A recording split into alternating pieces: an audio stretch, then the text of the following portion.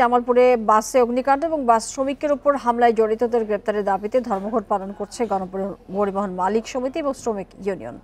এ বিষয়ে আরো জানাতে জামালপুর থেকে যুক্ত হচ্ছেন সহকর্মী সাইমুম সাব্বির শোভন।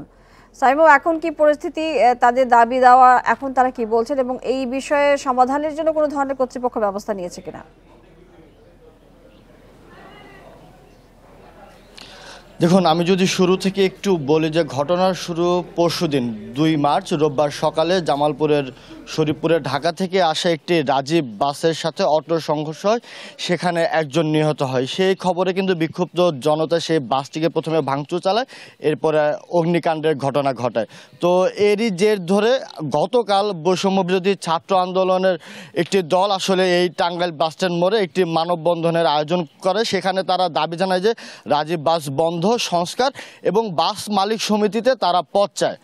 তো এই হচ্ছে সার্বিক বিষয়। তবে এখানে বাস মালিক সমিতির সাধারণ সম্পাদক সাখাওয়াত হোসেন শুভ আমাকে যেটি জানিয়েছে যে গতকাল মানববন্ধন চলাকালীন আসলে একজন বাস শ্রমিককে উপর হামলা করে বৈষম্য বিরোধী ছাত্র আন্দোলনের নেতারা।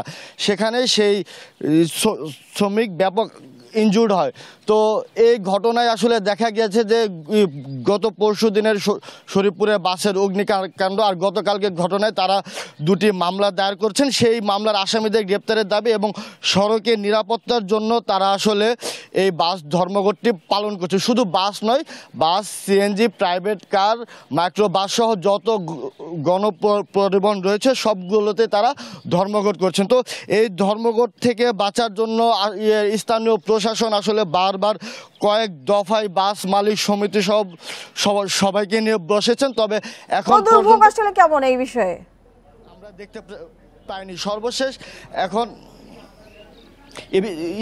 দুর্ভোগের কথা যদি আমি আপনাকে একটু জানাই যে আসলে জামালপুর থেকে ঢাকাগামীর পথ দুইটি, একটি হচ্ছে টাঙ্গাইল, একটি ময়মনসিংহ। আসলে এই দুই পথে কিন্তু ব্যাপক দুর্ভোগ দেখা দিয়েছে। আর এটি আসলে পূর্ব ঘোষণা ছাড়া ধর্মঘটটি ঢাকায় দুর্ভোগের মাত্রাটা কিছুটা বৃদ্ধি পেয়েছে। তবে সকাল থেকে আমরা যাত্রীদের দেখতে পেয়েছি যে আসলে কাউন্টার থেকে তারা ফেরত গিয়েছেন। তো সব মিলে দেখা যায় যে দুর্ভোগ আসলে চরম আকারে।